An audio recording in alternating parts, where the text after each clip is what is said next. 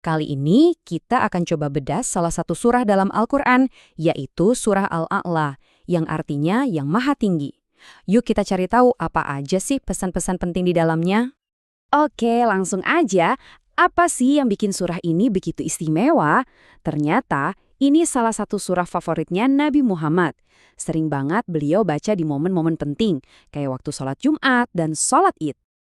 Nah, surah ke-87 ini yang namanya berarti yang maha tinggi, punya 4 pesan inti yang kuat dan mendalam banget. Jadi penasaran kan, apa aja 4 gagasan utama yang bikin surah ini begitu penting dan begitu dicintai? Mari kita bedah satu persatu. Jadi keempat pesan ini tuh saling nyambung, ngebangun satu pemahaman yang utuh. Dan kita mulai dari yang paling pertama, yang paling mendasar. Pesan pertama ini simple tapi dalam banget, sucikan nama Tuhanmu. Ini perintah langsung untuk selalu mengakui keagungannya, yang ada di atas segala-galanya. Kedua, kita diajak buat mengakui kehebatan Sang Pencipta. Jadi bukan cuma sekedar menciptakan ya, tapi juga membentuk setiap ciptaan dengan sempurna, ngasih tujuan, ngasih takdir, dan sekaligus ngasih petunjuk. Lengkap banget. Pesan ketiga ini ngomongin soal pilihan dan ya konsekuensinya.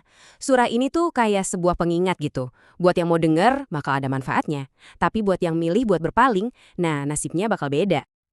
Dan ini nyambung banget ke pesan kunci keempat, yang ngasih kita perbandingan tajam.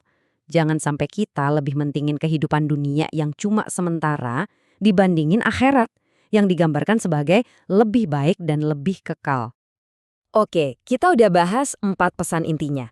Tapi ternyata ada satu hal lagi yang gak kalah krusial, yaitu soal cara pesan ini diucapkan atau dilevelkan.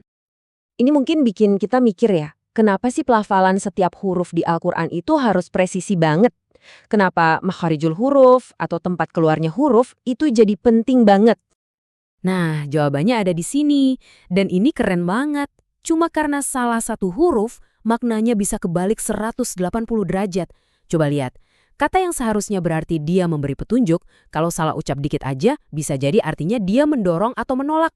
Jauh banget kan bedanya? Ini nunjukin betapa pentingnya presisi. Jadi jelas ya, penjagaan makna dan suara itu ketat banget. Dan yang lebih menarik lagi, pesan-pesan inti yang dijaga ini ternyata bukan hal yang benar-benar baru loh. Ini adalah pesan yang melintasi waktu. Di bagian akhir surah, kita dikasih tahu kalau prinsip-prinsip utama tadi soal memuliakan Tuhan dan memilih yang kekal di atas yang sementara, ternyata juga ada di wahyu-wahya dan kitab-kitab suci sebelumnya. Surah Al-A'la ditutup dengan sangat indah, dengan menghubungkan pesannya secara langsung ke kitab-kitab Ibrahim dan Musa. Ini seolah-olah ngasih kita pesan pamungkas kalau kebenaran-kebenaran universal ini sifatnya abadi dan udah jadi panduan buat manusia ribuan tahun lamanya.